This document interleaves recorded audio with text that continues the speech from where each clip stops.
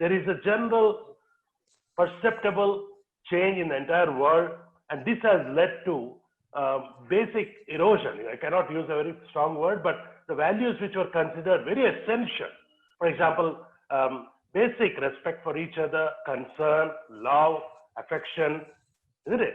These are slowly getting off our mindset and only are becoming a wish list. So tomorrow you say, if you have a very good engineering student or a medical doctor, you will have these are the basic qualifications, and on some of them will be, like we call them, vital, essential, desirable. They are becoming desirable, whereas they should be vital. I now go to the next area, that is technology and the value in education.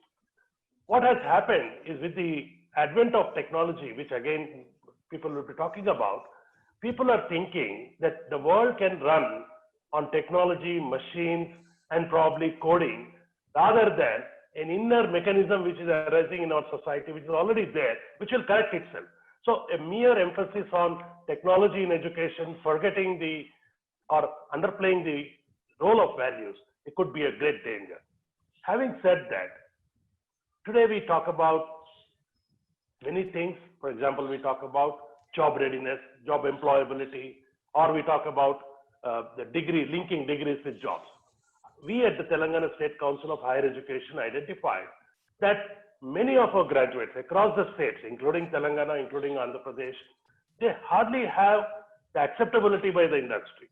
And those who have, I again repeat, those who have, and are supposed to be very good, do not have the proper attitude and they have the proper knowledge. So what we talk about is linking knowledge, skills, attitudes, the KSA, we call it. So when you just give knowledge in the higher education institutions, that is incorrect, because they are not going to, and this knowledge is not going to be permanent. It is always, there is a constant change. The skills are those which are job related skills. For example, technical skills for a commerce graduate would be accounting or basic management skills.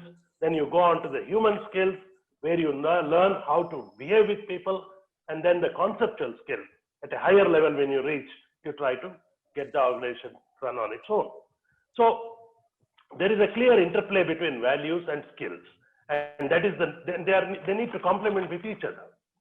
Now, how do you know whether a person, for example, in these COVID times, we are seeing there are a lot of depression and there are a lot of psychological aspects which are having an impact on the human, on even students.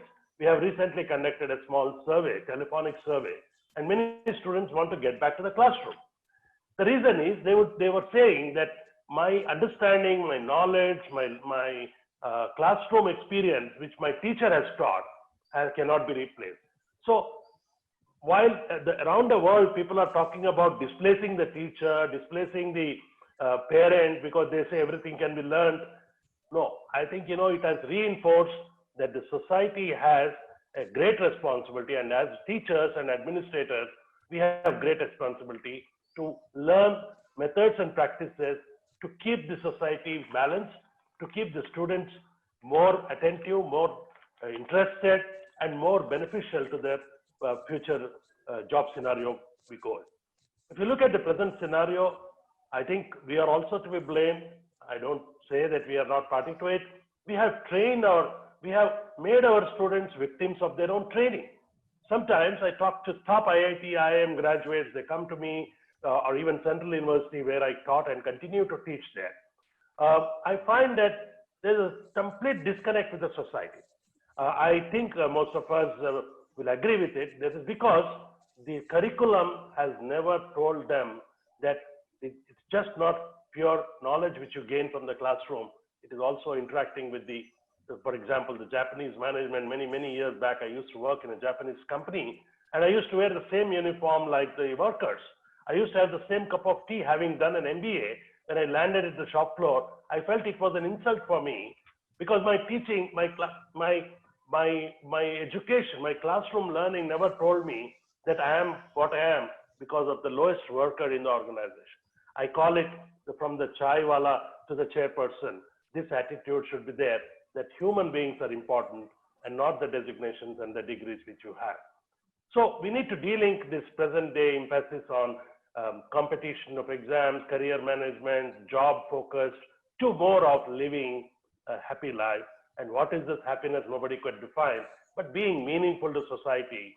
And then the purpose of education itself is to further values, acts of kindness, helping those in need, and taking impartial decisions in situations when you have to help people.